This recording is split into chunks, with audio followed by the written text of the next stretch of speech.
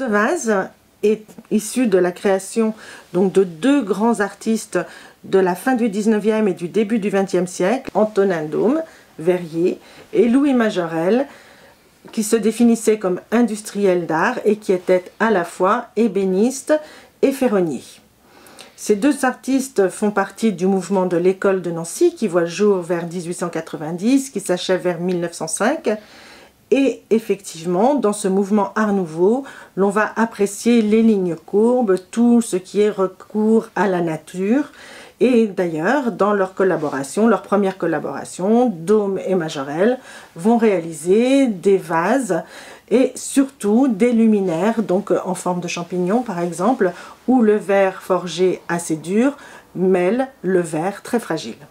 Daume et Majorelle vont savoir se détourner de cet art nouveau et prendre donc le virage de l'art déco.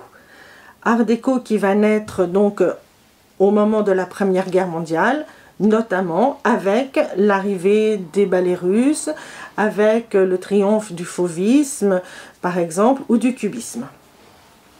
Daume et Majorelle donc cessent toute collaboration pendant la Première Guerre mondiale, tout simplement parce que Majorelle quitte Nancy et se réfugie à Paris, où il va travailler principalement le verre et le métal, déjà, pour réaliser des bijoux.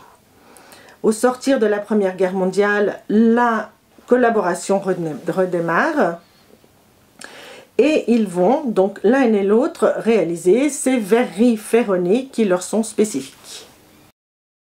C'est un vase que l'on appelle verre de jade, puisque là l'on a des couleurs qui sont fondues, des couleurs où le bleu se mêle à l'orange et à l'or, et le décor naturaliste disparaît, seules les couleurs attirent le regard, on ne regarde que le vert. Le seul motif naturaliste qui existe encore, ce sont donc sur le bandeau ces petites feuilles que l'on peut voir qui se terminent par des anneaux de laiton. Seul compte la couleur, le jeu des marbrures, des inclusions d'or. Donc l'œil n'est plus perturbé par le motif en lui-même, par la femme ou par la feuille comme pour l'Art Nouveau, mais il ne voit que la couleur, il ne voit que ce mélange donc de marbrures et donc il apprécie le verre en lui seul, il apprécie la forme en elle-même.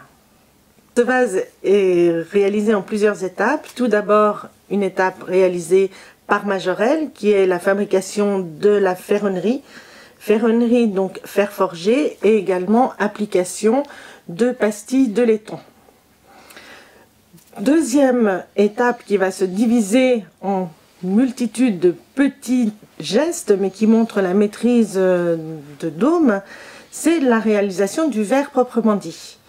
L'artiste, le verrier, va cueillir une boule de verre en fusion que l'on appelle la paraison, puis il va rouler cette paraison sur un marbre recouvert d'oxyde métallique, notamment ici du cobalt, pour donner donc cette couleur bleue.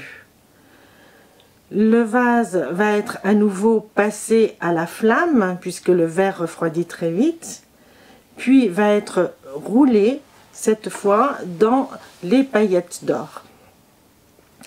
Il connaît un nouveau passage à la flamme et il est recouvert d'une boule de verre transparente qui va inclure donc totalement le décor oxyde métallique et paillettes d'or.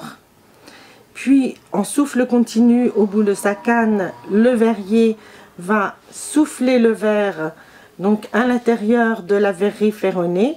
Le verre donc va épouser peu à peu la forme du vase, va sortir donc entre les différents montants du vase, donc en ayant un aspect un peu cabossé, un aspect de bulle. Et donc le vase est à proprement dit, non pas terminé, mais à sa forme. Il est cependant toujours accroché à la canne. Le verrier va devoir donc détacher le verre de la canne, polir le bord, et ensuite, une fois que ces opérations sont terminées, je dirais que l'opération finale est la réalisation à la roue, c'est-à-dire avec une petite roulette munie d'émery, donc de deux signatures en creux, L Majorelle et Dôme, Croix de Lorraine, Nancy. Donc le vase est signé Majorelle et Dôme.